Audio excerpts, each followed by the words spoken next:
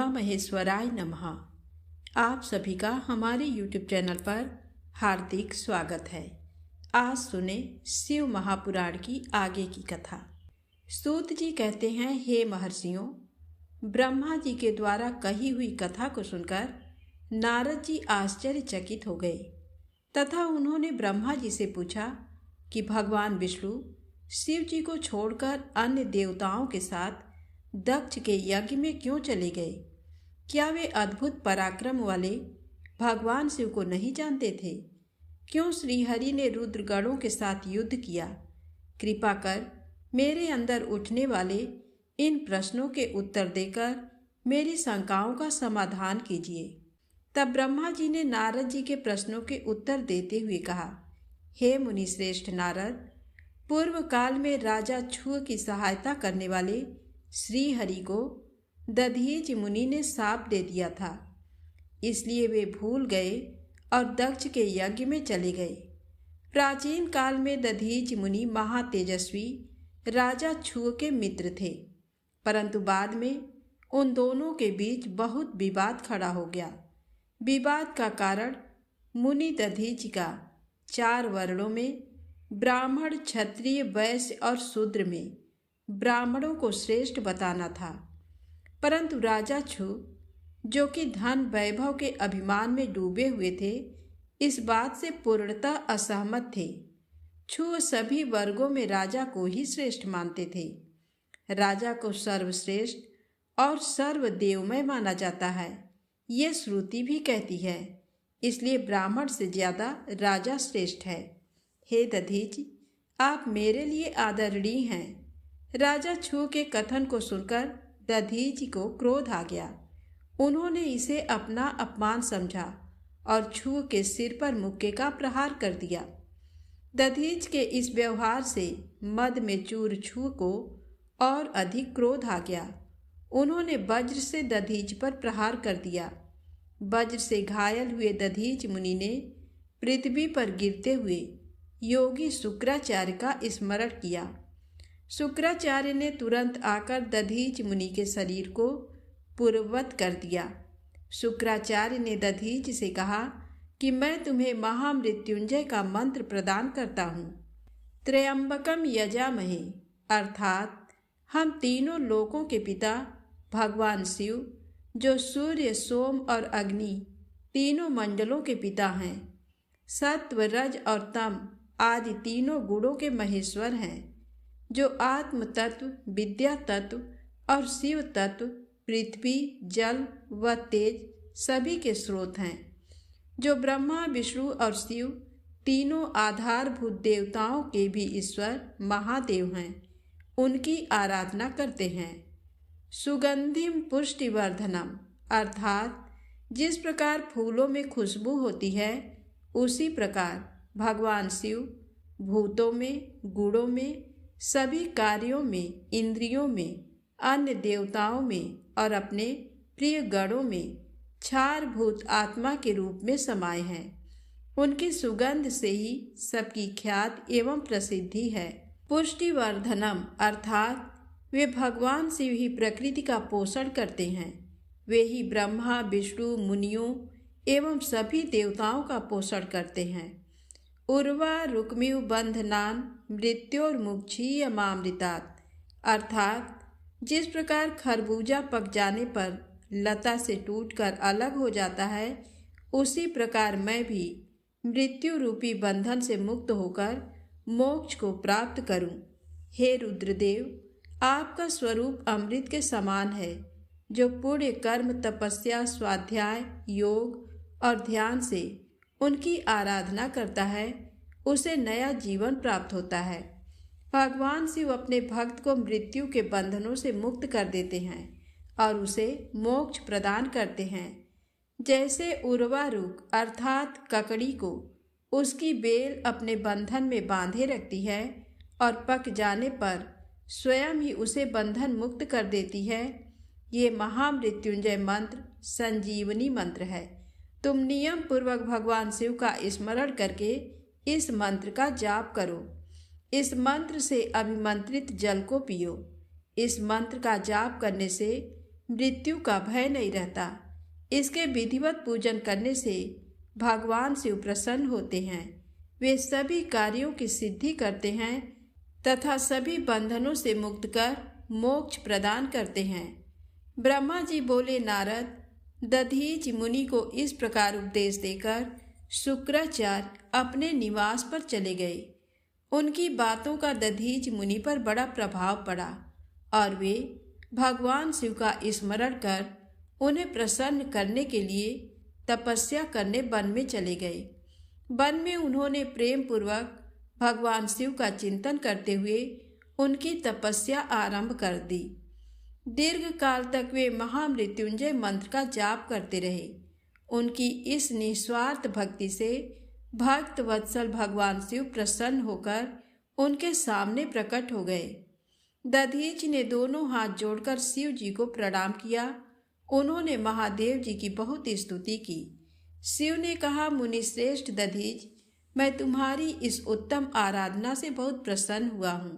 तुम वर मांगो, मैं तुम्हें मनोवांछित वस्तु प्रदान करूँगा। ये सुनकर दधीच हाथ जोड़े नतमस्तक होकर कहने लगे, हे देवाधिदेव, करुणा निधान महादेव जी, अगर आप मुझ पर प्रसन्न हैं तो कृपा कर मुझे 3 वर प्रदान करें। पहला ये कि मेरी अस्थियां वज्र के समान हो जाएं। दूसरा, कोई मेरा वध ना कर सके, अर्थात मैं हमेशा अवध्य रहूं। और तीसरा कि मैं हमेशा अदीन रहूं, कभी दीन न हूं। शिव जी ने तथास्तु कहकर 3 वर दधीच को प्रदान कर दिए।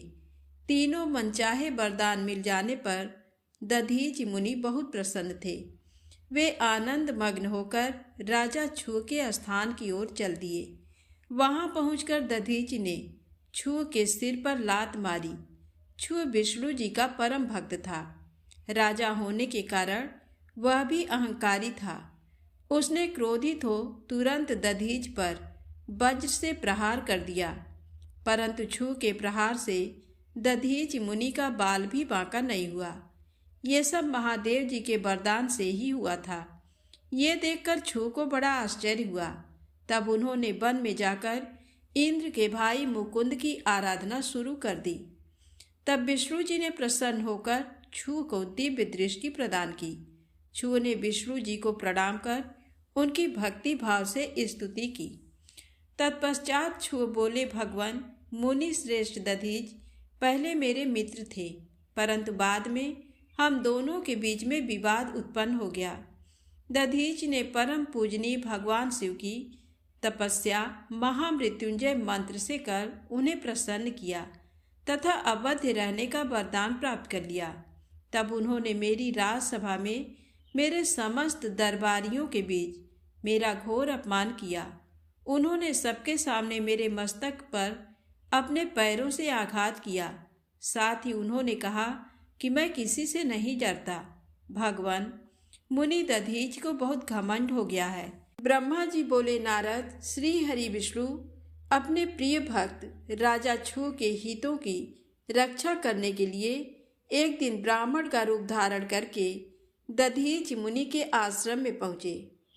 विष्णु जी भगवान शिव की आराधना में मग्न रहने वाले ब्रह्मर्षि दधीच से बोले कि हे प्रभु, मैं आपसे एक वर मांगता हूँ। दधीच श्री विष्णु को पहचानते हुए कहने लगे, मैं सब समझ गया हूँ कि आप कौन हैं और क्या चाहते हैं, इसलिए मैं आपसे क्या कहूँ। हे श्री हरि विष्णु, छुओ का कल्याण करने के लिए आप ये ब्राह्मण का वेश बनाकर आए हैं। आप ब्राह्मण वेश का त्याग कर दें। लज्जित होकर भगवान विष्णु अपने असली रूप में आ गए और महामुनि दधीच को प्रणाम करके बोले कि महामुनि, आपका कथन पूर्णतया सत्य है। मैं ये भी जानता हूँ कि शिव भक्तों को कभी भी किसी भी प्रकार का कोई भी भय नहीं होता है, परंतु आप सिर्फ मेरे कहने से राजा छुओ के सामने ये कह दें कि आप राजा छुओ से डरते हैं। श्री विष्णु की ये बात सुनकर दधीच जी हंसने लगे। हंसते हुए बोले कि भगवान शिव की कृपा से मुझे कोई भी डरा नहीं सकता। जब कोई वाकई मुझे डरा नहीं सकता तो मैं क्यों झूठ बोलकर पाप का भागी बनूं? दधीच मुनि के इन वचनों को सुनकर विष्णु को बहुत अधिक क्रोध आ गया। उन्होंने मुनि दधीच को समझाने की बहुत कोशिश की। सभी देवताओं ने श्री विष्णु जी का ही साथ दिया। भगवान विष्णु ने दधीच मुनि को डराने के लिए अनेक गण उत्पन्न कर दिए, परंतु दधीच ने अपने सत से उनको भस्म कर दिया। तब विष्णु जी ने वहां अपनी मूर्ति प्रकट कर दी। ये देखकर दधीच मुनि बोले, हे श्रीहरि, अब अपनी माया को त्याग दीजिए। आप अपने क्रोध और अहंकार का त्याग कर दीजिए। आपको मुझ में ही ब्रह्मा रुद्र सहित संपूर्ण जगत का दर्शन हो जाएगा। मैं आपको दिव्य दृष्टि प्रदान करता हूँ। तब विष्णु जी को दधीच मुनि ने अपने शरीर में पूरे ब्रह्मांड के दर्शन करा दिए। तब विष्णु जी का क्रोध बहुत बढ़ गया। उन्होंने चक्र उठा लिया और महर्षि को मारने के लिए आगे बढ़े, परंतु बहुत प्रयत्न करने पर भी चक्र आगे नहीं चला। ये देखकर दधीच हंसते हुए बोले कि हे श्रीहरि, आप भगवान शिव द्वारा प्रदान किए गए इस सुदर्शन चक्र से उनके ही प्रिय भक्त को मारना चाहते हैं, तो भला ये चक्र क्यों चलेगा? शिव जी द्वारा दिए गए अस्त्र से आप उनके भक्तों का विनाश किसी भी तरह नहीं कर सकते। परंतु फिर भी यदि आप मुझे मारना चाहते हैं तो ब्रह्मास्त्र आदि का प्रयोग कीजिए। लेकिन दधीच को साधारण मनुष्य समझकर विष्णु जी ने उन पर अनेक अस्त्र चलाए। तब दधीच मुनि ने धरती से मुट्ठी पर कुशा उठा ली और कुछ मंत्रों के उच्चारण के उपरांत उसे देवताओं की ओर उछाल दिया। वे कुशाएं कालाग्नि के रूप में परिवर्तित हो गईं, जिनमें देवताओं द्वारा छोड़े गए सभी अस्त्र शस्त्र जलकर भस्म हो गए। ये देखकर वहां पर उपस्थित अन्य देवता वहां से भाग खड़े हुए, परंतु श्रीहरि दधीच से युद्ध करते रहे। उन दोनों के बीच भीषण युद्ध हुआ। तब मैं यानी ब्रह्मा राजा छू को साथ लेकर उस स्थान पर आया जहां उन दोनों के बीच युद्ध हो रहा था। मैंने भगवान विष्णु से कहा कि आपका ये प्रयास निरर्थक है, क्योंकि आप भगवान शिव के परम भक्त दधीच को हरा नहीं सकते हैं। ये सुनकर विष्णु जी शांत हो गए। उन्होंने दधीच मुनि को प्रणाम किया। तब राजा छू भी दोनों हाथ जोड़कर मुनि दधीच को प्रणाम करके उनकी स्तुति करने लगे, उनसे माफी मांगने लगे और कहने लगे कि प्रभु, आप मुझ पर कृपा दृष्टि रखिए। ब्रह्मा जी बोले, नारद, इस प्रकार राजा छू द्वारा की गई स्तुति से दधीच को बहुत संतोष मिला और उन्होंने राजा छू को क्षमा कर दिया, परंतु विष्णु जी सहित अन्य देवताओं पर उनका क्रोध कम नहीं हुआ। तब क्रोधित मुनि दधीच ने इंद्र सहित सभी देवताओं और विष्णु जी को भी भगवान रुद्र की क्रोधाग्नि में नष्ट होने का साथ दे दिया।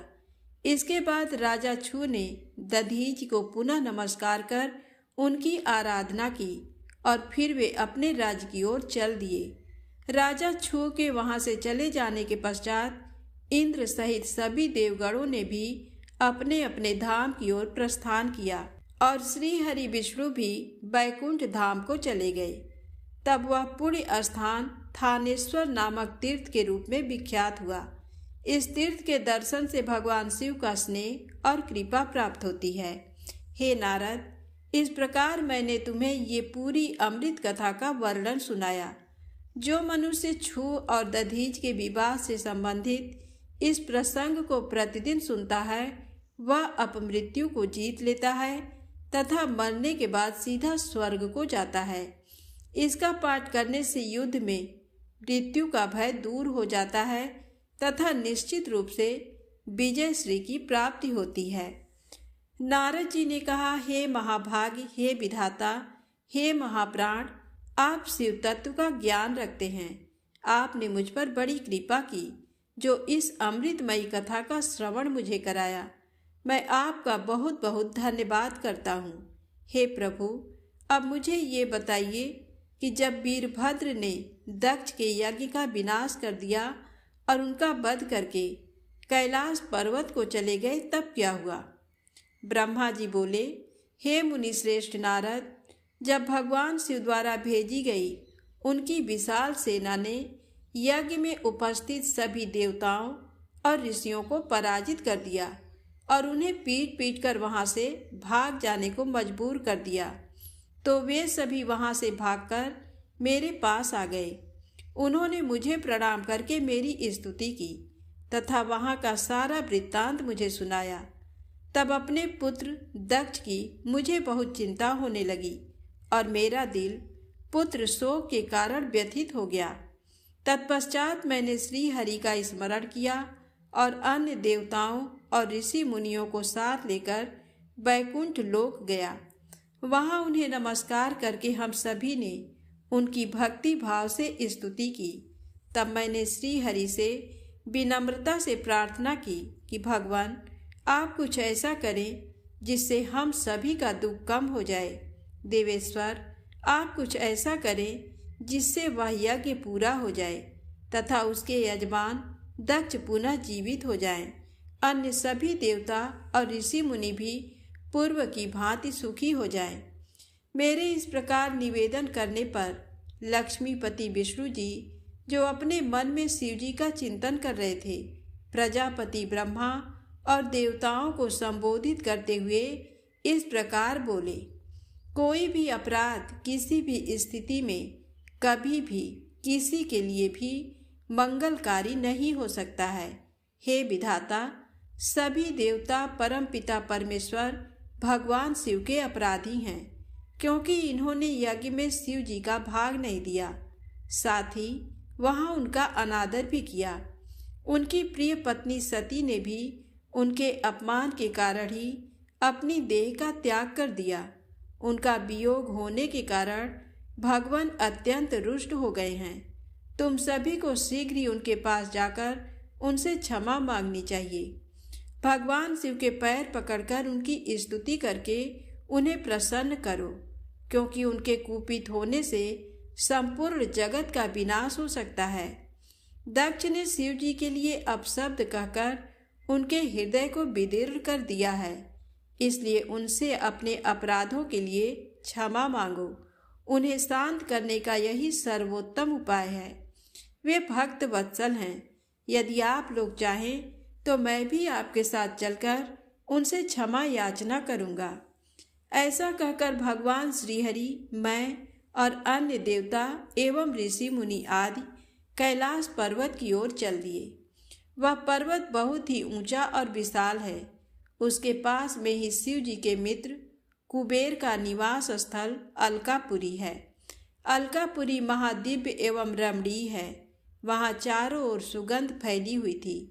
अनेक प्रकार के पेड़ पौधे शोभा पा रहे थे। उसी के बाहरी भाग में परम पावन नंदा और अलकनंदा नामक नदियां बहती हैं। इनका दर्शन करने से मनुष्य को सभी पापों से मुक्ति मिल जाती है। हम लोग अलकापुरी से आगे उस विशाल वट वृक्ष के पास पहुँचे, जहाँ दिव्य योगियों द्वारा पूजित भगवान शिव विराजमान थे। वह वट वृक्ष 100 योजन ऊंचा था तथा उसकी अनेक शाखाएं 75 योजन तक फैली हुई थी। वह परम पावन तीर्थ स्थल है। यहाँ भगवान शिव अपनी योग आराधना करते हैं। उस वट वृक्ष के नीचे महादेव जी के चारों ओर उनके गण थे और यज्ञों के स्वामी कुबेर भी बैठे थे। तब उनके निकट पहुंचकर विष्णु आदि समस्त देवताओं ने अनेकों बार नमस्कार कर उनकी स्तुति की। उस समय शिव जी ने अपने शरीर पर भस्म लगा रखी थी और वे कुशासन पर बैठे थे और ज्ञान का उपदेश वहां उपस्थित गणों को दे रहे थे। उन्होंने अपना बायां पैर अपनी दाईं जांघ पर रखा था और बाएं हाथ को बाएं पैर पर रख रखा था। उनके दाएं हाथ में रुद्राक्ष की माला थी। भगवान शिव के साक्षात रूप का दर्शन कर विष्णु जी और सभी देवताओं ने दोनों हाथ जोड़कर और अपने मस्तक को झुकाकर दया सागर परमेश्वर शिव से क्षमा याचना की और कहा कि हे प्रभु, आपकी कृपा के बिना हम नष्ट भ्रष्ट हो गए हैं। अतः प्रभु, आप हम सबकी रक्षा करें। भगवान, हम आपकी शरण में आए हैं, हम पर अपनी कृपा दृष्टि बनाए रखें। इस प्रकार सभी देवता व ऋषि मुनि भगवान शिव का क्रोध कम करने और उनकी प्रसन्नता के लिए प्रार्थना करने लगे। देवताओं ने महादेव जी की बहुत स्तुति की और कहा, भगवान, आप ही परम ब्रह्म हैं और इस जगत में सर्वत्र व्याप्त हैं। आप मृत्युंजय हैं। चंद्रमा, सूर्य और अग्नि आपकी 3 आँखें हैं। आपके तेज से ही पूरा जग प्रकाशित है। ब्रह्मा, विष्णु, इंद्र और चंद्र आदि देवता आपसे ही उत्पन्न हुए हैं। आप ही इस संसार का पोषण करते हैं। भगवान, आप करुणामय हैं। आप ही दुष्टों का संहार करते हैं। प्रभु, आपकी आज्ञा अनुसार अग्नि जलाती है और सूर्य अपनी तपन से झुलसाता है। मृत्यु आपके भय से कांपती है। हे करुणानिधान, जिस प्रकार आज तक आपने हमारी हर विपत्ति से रक्षा की है, उसी प्रकार हमेशा अपनी कृपा दृष्टि बनाए।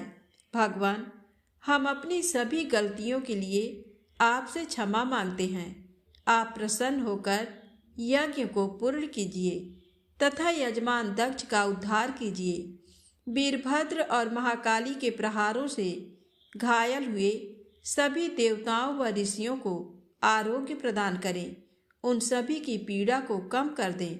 हे शिव जी, आप प्रजापति दक्ष के अपूर्ण यज्ञ को पूर्ण कर दें और दक्ष को पुनर्जीवित कर दें। भाग ऋषि को उनकी आँखें, पूषा को दांत प्रदान करें। साथ ही जिन देवताओं के अंग नष्ट हो गए हैं, उन्हें ठीक कर दें। आप सभी को आरोग्य प्रदान करें। हम आपको यज्ञ में भाग देंगे। ऐसा कहकर हम सभी देवता त्रिलोकीनाथ महादेव के चरणों में लेट गए। हमारी स्तुति और अनुनय विनय से भक्त वत्सल भगवान शिव प्रसन्न हो गए। शिव जी बोले, हे ब्रह्मा, श्री हरि विष्णु, आपकी बातों को मैं हमेशा मानता हूँ, इसलिए आपकी प्रार्थना को मैं नहीं टाल सकता। परंतु मैं ये बताना चाहता हूँ कि दक्ष के यज्ञ का विध्वंस मैंने नहीं किया है। उसके यज्ञ का विध्वंस इसलिए हुआ क्योंकि वह हमेशा दूसरों का बुरा चाहता है, उनसे द्वेष रखता है। परंतु जो दूसरों का बुरा चाहता है, उसका ही बुरा होता है। अतः हमें कोई भी ऐसा कार्य नहीं करना चाहिए जिससे किसी को कष्ट हो। तुम्हारी प्रार्थना से मैंने तुम्हें क्षमा कर दिया है और तुम्हारी विनती मानकर मैं दक्ष को जीवित कर रहा हूँ। परंतु दक्ष का मस्तक अग्नि में जल गया है, इसलिए उनके सिर के स्थान पर बकरे का सिर जोड़ना पड़ेगा। भग सूर्य के नेत्र से यज्ञ भाग को देख पाएंगे तथा पूषा के टूटे हुए दांत सही हो जाएंगे। मेरे गणों द्वारा मारे गए देवताओं के टूटे हुए अंग भी ठीक हो जाएंगे। भृगु की दाढ़ी बकरे जैसी हो जाएगी। सभी उद्धवर्यु प्रसन्न होंगे। ये कहकर वेदों के अनुसरण करता परम दयालु भगवान शंकर चुप हो गए। तत्पश्चात मैंने और विष्णु जी सहित सभी देवताओं ने भगवान शिव का धन्यवाद किया। फिर देवर्षियों सहित शिव जी को उस यज्ञ में आने के लिए आमंत्रित कर हम लोग यज्ञ के स्थान पर गए जहाँ दक्ष ने अपना यज्ञ आरंभ किया था। उस कनखल नामक यज्ञ क्षेत्र में शिव जी भी पधारे। तब उन्होंने वीरभद्र द्वारा किए गए उस विध्वंस को देखा। स्वाहा, स्वधा, पूषा, तुष्टि, धृति, समस्त ऋषि, पितर, अग्नि व यज्ञ, गंधर्व और राक्षस वहाँ पड़े हुए थे।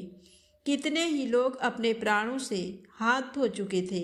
तब भगवान शिव ने अपने परम पराक्रमी सेनापति वीरभद्र का स्मरण किया।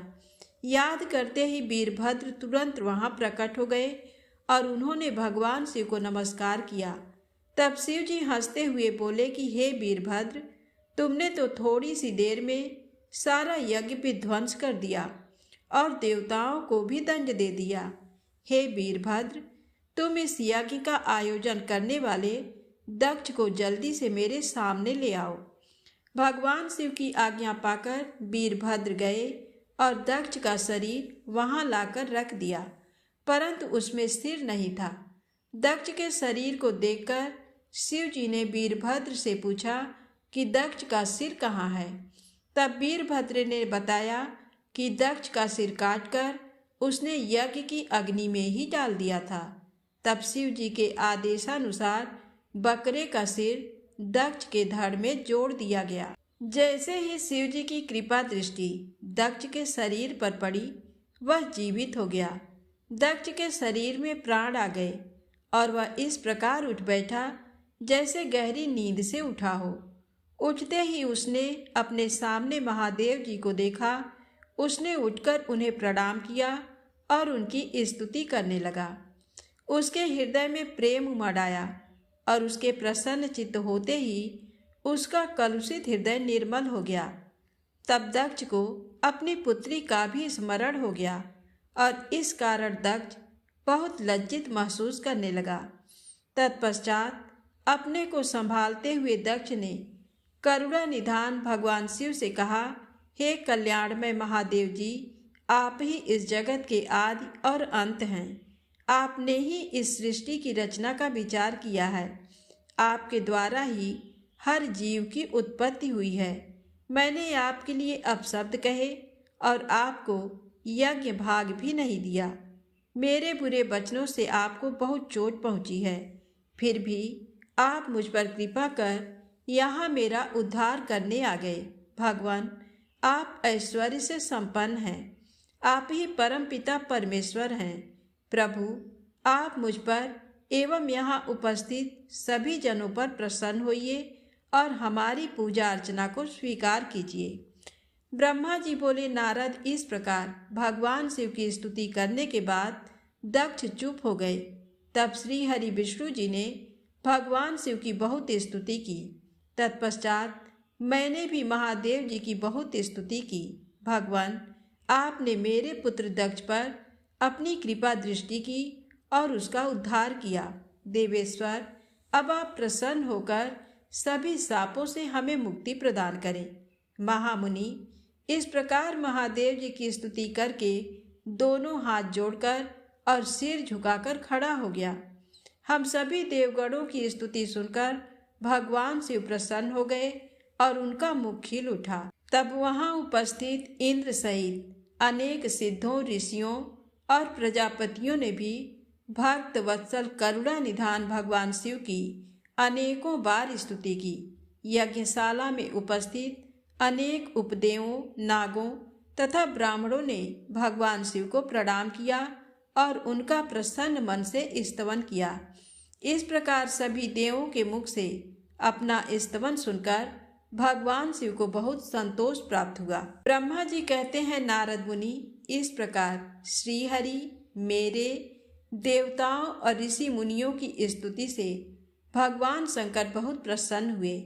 वे हम सबको कृपा दृष्टि से देखते हुए बोले, प्रजापति दक्ष, मैं तुम सभी पर प्रसन्न हूँ। मेरा अस्तित्व सबसे अलग है। मैं स्वतंत्र ईश्वर हूँ, फिर भी मैं सदैव अपने भक्तों के अधीन ही रहता हूँ। 4 प्रकार के पुण्यात्मा मनुष्य ही मेरा भजन करते हैं। उनमें पहला आर्त, दूसरा जिज्ञासु, तीसरा अर्थार्थी और चौथा ज्ञानी है। परंतु ज्ञानी को ही मेरा खास सानिध्य प्राप्त होता है। उसे मेरा ही स्वरूप माना जाता है। वेदों को जानने वाले परम ज्ञानी ही मेरे स्वरूप को जानकर मुझे समझ सकते हैं। जो मनुष्य कर्मों के अधीन रहते हैं वे मेरे स्वरूप को नहीं पा सकते। इसलिए तुम ज्ञान को जानकर शुद्ध हृदय एवं बुद्धि से मेरा स्मरण कर उत्तम कर्म करो। हे दक्ष, मैं ही ब्रह्मा और विष्णु का रक्षक हूँ। मैं ही आत्मा हूँ। मैंने ही इस संसार की सृष्टि की है। मैं ही संसार का पालन करता हूँ। मैं ही दुष्टों का नाश करने के लिए संहारक बन उनका विनाश करता हूँ। बुद्धिहीन मनुष्य जो कि सदैव सांसारिक बंधनों और मोह माया में फंसे रहते हैं, कभी भी मेरा साक्षात्कार नहीं कर सकते। मेरे भक्त सदैव मेरे ही स्वरूप का चिंतन और ध्यान करते हैं। हम तीनों अर्थात ब्रह्मा, विष्णु और रुद्रदेव एक ही हैं। जो मनुष्य हमें अलग न मानकर हमारा एक ही स्वरूप मानता है, उसे सुख, शांति और समृद्धि की प्राप्ति होती है। परंतु जो अज्ञानी मनुष्य हम तीनों को अलग अलग मानकर हमें भेदभाव करते हैं, वे नरक के भागी होते हैं। हे प्रजापति दक्ष, यदि कोई श्रीहरि का परम भक्त मेरी निंदा या आलोचना करेगा या मेरा भक्त होकर ब्रह्मा और विष्णु का अपमान करेगा, उसे निश्चय ही मेरे कोप का भागी होना पड़ेगा। तुम्हें दिए गए सभी शाप उसको लग जाएंगे। भगवान शिव के इन वचनों को सुनकर सभी देवताओं, ऋषि मुनियों तथा श्रेष्ठ विद्वानों को हर्ष हुआ तथा दक्ष भी प्रभु की आज्ञा मानकर अपने परिवार सहित शिव जी की भक्ति में मगन हो गया। सब देवता भी महादेव जी का ही गुणगान करने लगे। वे शिव भक्ति में लीन हो गए और उनके भजनों को गाने लगे। इस प्रकार जिसने जिस प्रकार से भगवान शिव की स्तुति और आराधना की, भगवान शिव ने प्रसन्नता पूर्वक उसे ऐसा ही वरदान प्रदान किया। तत्पश्चात भक्तवत्सल भगवान शंकर जी से आज्ञा लेकर प्रजापति दक्ष ने अपना यज्ञ पुनः आरंभ किया। उस यज्ञ में उन्होंने सर्वप्रथम शिव जी का भाग दिया। सब देवताओं को भी उचित भाग दिया गया। यज्ञ में उपस्थित सभी ब्राह्मणों को दक्ष ने सामर्थ्य के अनुसार दान दिया। महादेव जी का गुणगान करते हुए दक्ष ने यज्ञ के सभी कर्मों को भक्तिपूर्वक संपन्न किया। इस प्रकार सभी देवताओं, मुनियों और ऋत्विजों के सहयोग से दक्ष का यज्ञ सानंद संपन्न हुआ। तत्पश्चात सभी देवताओं और ऋषि मुनियों ने महादेव जी के यश का गान किया और अपने अपने निवास की ओर चले गए। वहां उपस्थित अन्य लोगों ने भी शिव जी से आज्ञा मांगकर वहां से प्रस्थान किया। तब मैं और विष्णु जी भी शिव वंदना करते हुए अपने अपने लोक को चल दिए। दक्ष ने करुणानिधान भगवान शिव की अनेकों बार स्तुति की और शिव जी को बहुत सम्मान दिया। तब वे भी प्रसन्न होकर अपने गणों को साथ लेकर कैलाश पर्वत पर चल दिए। कैलाश पर्वत पर पहुंचकर शिव जी को अपनी प्रिय पत्नी देवी सती की याद आने लगी। महादेव जी ने वहां उपस्थित गणों से उनके बारे में अनेक बातें की। वे उनको याद करके व्याकुल हो गए। हे नारद, मैंने तुम्हें सती के परम अद्भुत और दिव्य चरित्र का वर्णन सुनाया। ये कथा भोग और मोक्ष प्रदान करने वाली है। ये उत्तम वृत्तांत सभी कामनाओं को अवश्य पूरा करता है। इस प्रकार इस चरित्र को पढ़ने व सुनने वाला ज्ञानी मनुष्य पापों से मुक्त हो जाता है। उसे यश, स्वर्ग और आयु की प्राप्ति होती है। जो मनुष्य भक्तिभाव से इस कथा को पढ़ता है, उसे अपने सभी सत्कर्मों के फलों की प्राप्ति होती है। तो प्रेम से बोले, शंकर भगवान माता गौरी की जय हो।